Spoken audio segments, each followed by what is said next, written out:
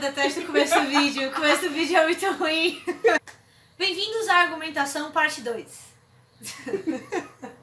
Eu não consigo fazer essa abertura. Não, tem que fazer bem-vindos à argumentação parte 2. Aí chama aquele sorriso perdido, gente. Aí foca. Bem-vindos à argumentação parte 2. Parte 2. Agora a gente vai entrar numa coisa chamada meio que argumentação material. É o quê? Olha, vocês entenderam o que é que tem que existir para um argumento estar lá. Agora, o que eu faço esse argumento bom? É quando esses elementos da argumentação, a ideia, o fundamento e a referência, vêm os três bem amarrados. Quando tá tudo bem amarrado e tudo construído de uma forma bem razoável, o argumento é bom. Como é que isso funciona? Você já tem a ideia. O debatedor, isso é trabalho do debatedor, precisa estabelecer entre a ideia e fundamento uma conexão de coerência. Tem que ter uma explicação ali que seja coerente. Olha, isso é válido e tem uma boa conexão com isso. O que vocês vão ver, vez por outra, é um debatedor que tem uma ideia muito boa, mas para a explicação que ele tem para aquela ideia ser válida é muito superficial. Tipo, olha, não faz sentido, não tem uma conexão boa entre esses dois pontos. Um bom argumento vai ter isso bem explicado. Então prestem atenção, porque tem muito debatedor que vai chegar e vai trazer uma ideia e uma referência e esperar que esse meio de campo você faça por si só. Então vamos lembrar, não é uma conversa de bar, é um debate. Então no debate eu atribuo notas, eu premio debatedores pelas coisas que eles fizeram bem. E para isso ser bem feito, a pessoa precisa explicar. Ela tem que trazer essa explicação remoída, tem que trazer alegorias, fazer metáforas, deixar esmiuçado de uma maneira que seja fácil compreender por que aquela ideia é verdadeira. Então, o porquê. Os fundamentos são os porquezinhos e esses porquês têm que estar bem destrinchados. Por que eu estou dizendo isso? Por que isso é tão importante? Existem debates que vocês vão ter a sensação que parece uma redação do Enem. Que ele é muito curto, que ele é feito de pequenos parágrafos e a pessoa parece que estava com pressa em falar aquele argumento e passar para frente. Isso é muito comum, principalmente em debatedores novos. Para essas pessoas, você precisa explicar que tem que vir devagarzinho. Olha, mastiga esse raciocínio, explica com calma, explica o quanto você achar necessário. Tenta refinar a linguagem, a gente vai falar de oratória mais para frente, mas por enquanto eu acho que esse é um raciocínio bom. A ideia de que tem que ter essa conexão de coerência.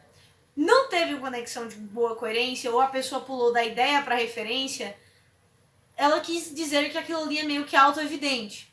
E isso não é. Gente, voltando à ideia que eu falei na primeira parte, você tem uma caixinha e essas pessoas vão colocar areia nessa caixinha. Você não pode adicionar coisas a essa caixa.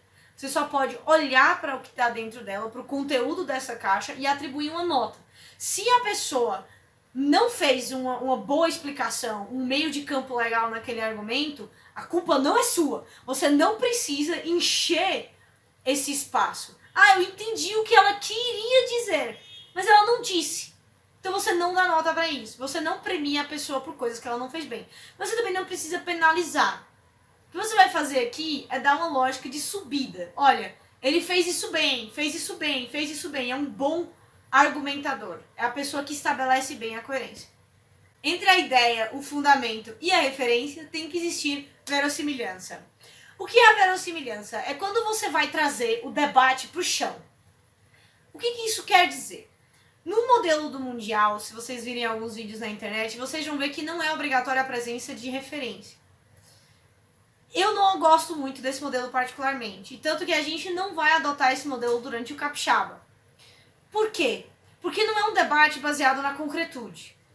É um debate que é feito para uma discussão teórica. Isso é extremamente válido quando você fala de filosofia, quando você fala da ideia do dever ser. Só que um debate, principalmente, uma boa parte dos debates que a gente vive durante os torneios, eu imagino que no capixaba eu não faço parte da equipe de noções, mas eu imagino que essas noções também vão ser voltadas para a realidade, para o que está acontecendo no Brasil. Vocês percebem que os temas normalmente são puxados de uma coisa que você facilmente leria no jornal. Então você tem que trazer esse debate para o chão. Por que isso é válido para o Brasil? E esse é o papel da referência. O papel da referência não é você citar o que acontece na Mongólia, não é você citar o que acontece na Suíça. Se você vai citar o que acontece na Mongólia ou o que acontece na Suíça, diga por que isso é válido para o Brasil.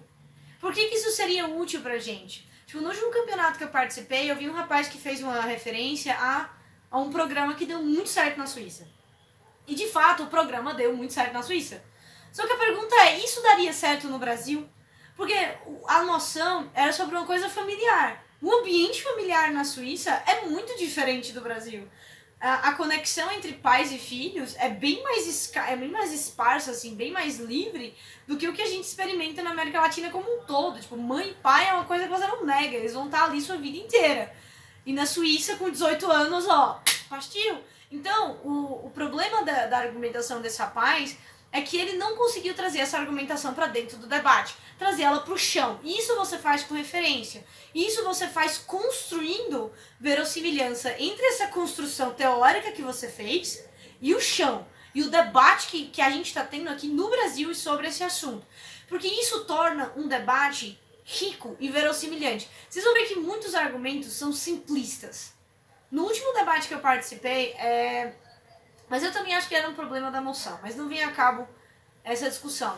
Era um debate que tinha uma solução muito simples para um problema muito, muito complexo. E o problema desse debate é que ele realmente parecia Enem. Ele parecia que os raciocínios eram muito frágeis e não eram conectados com a realidade, com o que se vê no dia a dia. Então isso dificultava muito para os debates, muito para a adjudicação, na verdade, porque o debate pareceu pobre porque ele não pareceu ligado à realidade. Olha, o problema não é nada disso que vocês estão falando, não é superficial do jeito que vocês estão falando. Vocês estão esquecendo variáveis aqui que são importantes. Então, o que é um bom argumento? Um bom argumento é esse que está com esses 3 elementos bem mastigados. Ele está bem junto. É muito comum, e não se surpreendam, muito comum um discurso de 7 minutos com 3 ou 2 argumentos, ter notas mais altas do que um discurso com 5, 6 argumentos. Porque normalmente um discurso com 5, 6 argumentos vai ser muito fácil refutar. Se você só lança esses elementos como se eles fossem cartas e espera que eles façam efeito quando você joga na mesa, é muito fácil refutar. A refutação ela veio por meio de você quebrar a coerência e a verossimilhança dos argumentos da bancada de adversária. Então, se o debatedor adversário falou isso, você refuta dessa forma. Então, o que é o discurso que vai chegar até o final? O que é o discurso que vai sobreviver a um whip? É aquele que é bem feito, é um argumento que é bem amarrado e difícil de refutar. Tipo, olha, eu não consigo refutar esse argumento porque ele é muito coerente, ele é muito verossimilhante, ele é muito ligado à realidade, ele é muito relevante dentro desse debate.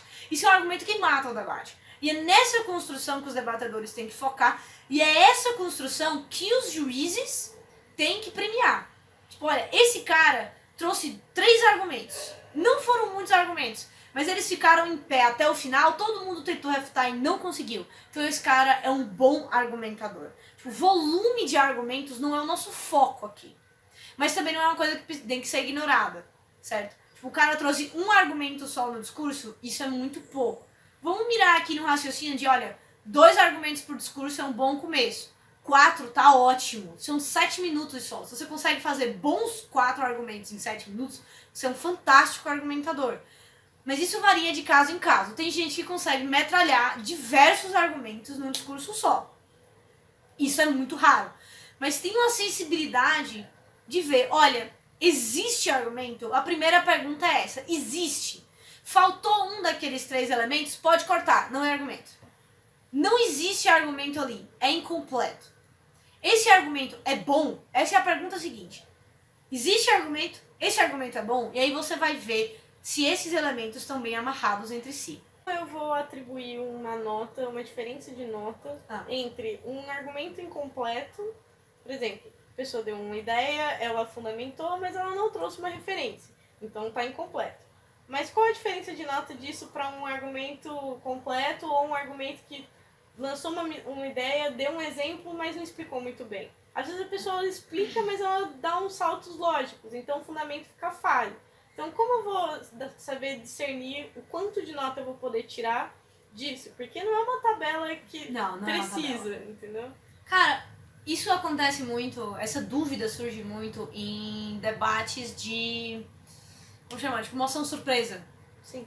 Porque na moção surpresa, por exemplo, você não tem como pegar muito pesado nessa questão da referência. Uhum. Porque a galera tá muito ao vivo ali.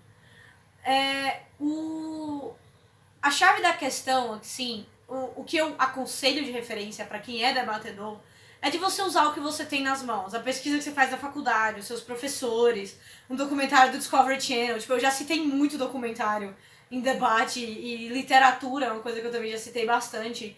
Usem esses elementos, usem o que vocês têm na mão. É real um teste de conteúdo, um debate de argumentação.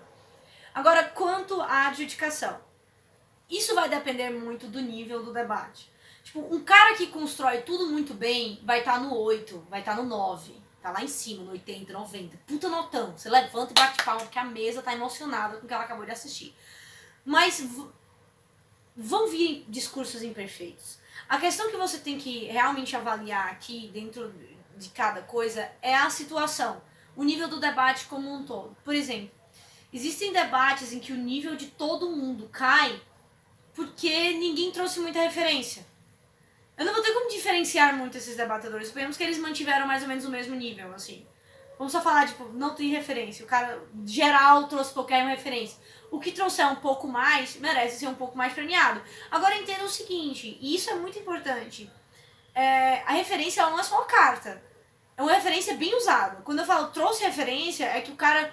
Para cada argumento, ele tinha pelo menos uma referência, e uma referência muito bem envolvida, explicada, me dizendo por que aquela referência é importante. Não é só, tipo, jogar na mesa e dizer, não, beleza, é isso aí. Não, não é assim. Você tem que me explicar por que aquilo é válido. Então, como é que eu vou fazer essa diferenciação?